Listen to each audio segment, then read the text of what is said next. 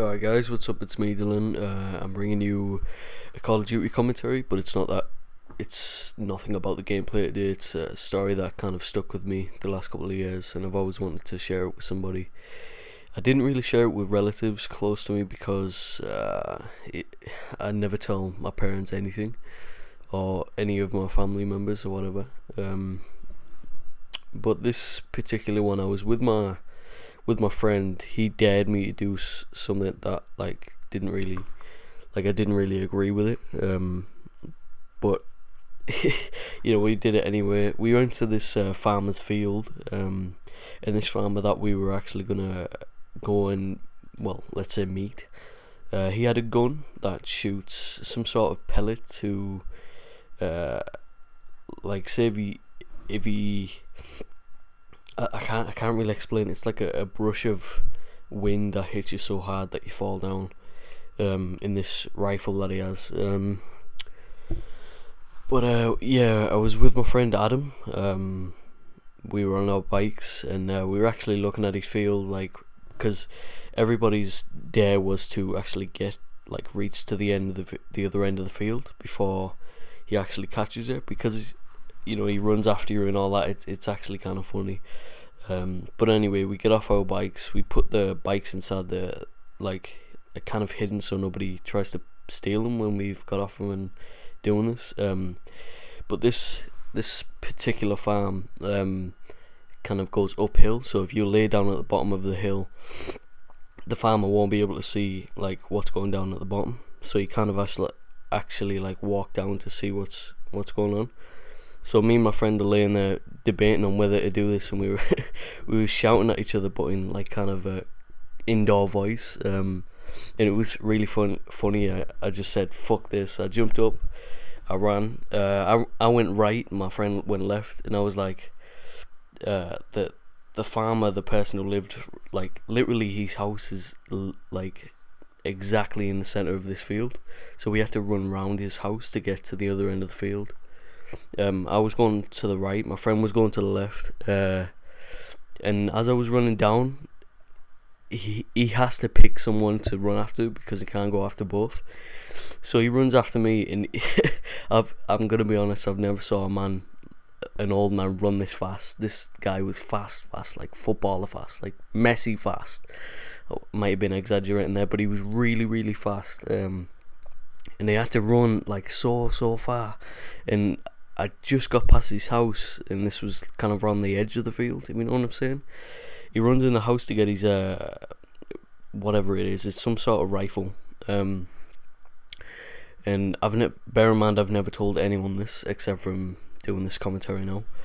And as we get past his field, he comes outside with his gun, and there's this big fence that kind of splits the field in half, so you have to jump over that fence to get to the other side of it. And this man, he's almost got like a shoeish shot, if you know what I'm saying. So I knew as soon as he looked at me and then pointed his gun, I had to, this was when I was about to jump over the fence. I jumped over the fence, and as he shot, the bullet almost got me. Say my hand was on the fence just to hop over. The bullet was not, let's say a bullet.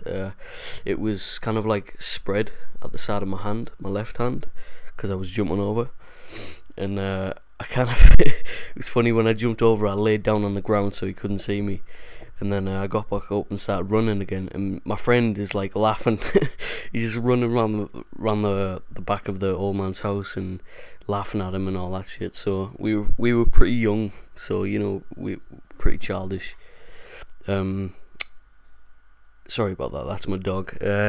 So as we get around this field, he keeps shooting at me, but he's not he's not missing, but he's getting very close, and he sees my friend. He's screaming all kinds of fucking shit to this kid, alright, and then he runs back in his house. I thought that was the end of it, but he actually has a back door, so he runs out the back door. He sees my friend, shoots him in the ankle. My friend literally starts crying, and I'm like, oh, fucking get up. He keeps trying to go to the ground, and I thought it was pretty much the end of it, because if we would have stopped, that would have involved police and all that shit, because it's his property, he owns it.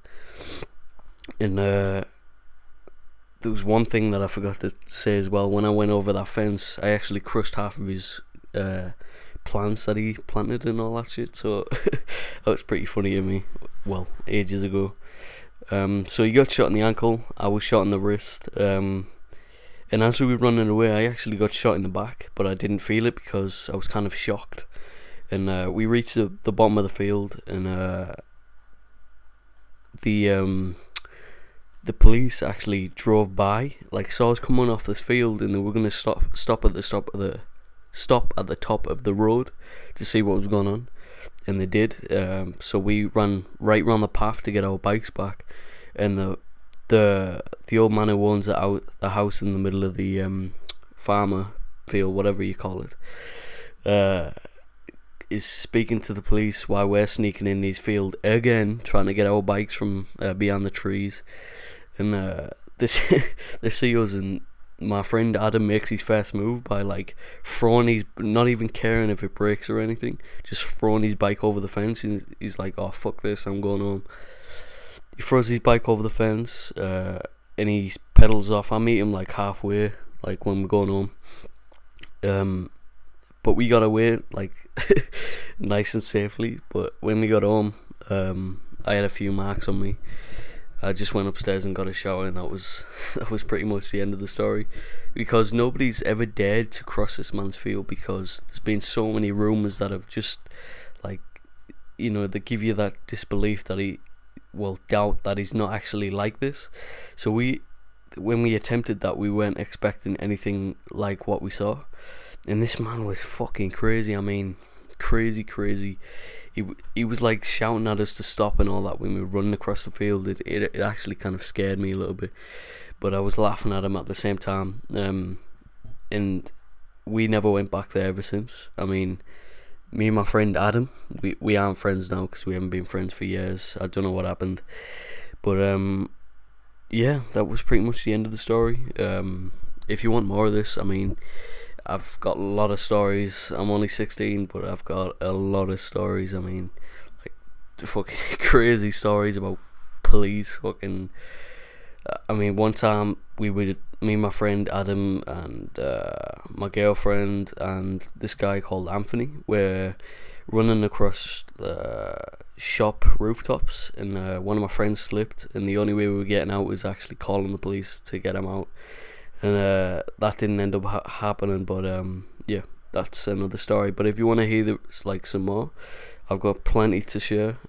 So go ahead and leave your comments down below, and give the video a like, because it really helps me. Subscribing is your option. I'm not gonna force you to, but you can if you want. But that also helps. Coming to the end of the game, I think I went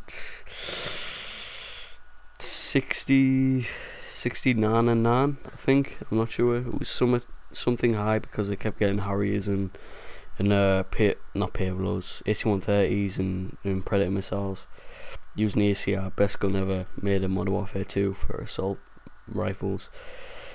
So yeah, I hope you like that story. I definitely kind of smiled all the way through that, because I remember it very well. Since I got shot, you know, it kind of sticks with you throughout the years. So yeah, this is the end of the commentary. I hope you enjoyed. It's the first time I've never fucked up in a commentary, so I'm proud of that. I'm sorry for my language if it offends you in any way. So yeah, see you guys next time.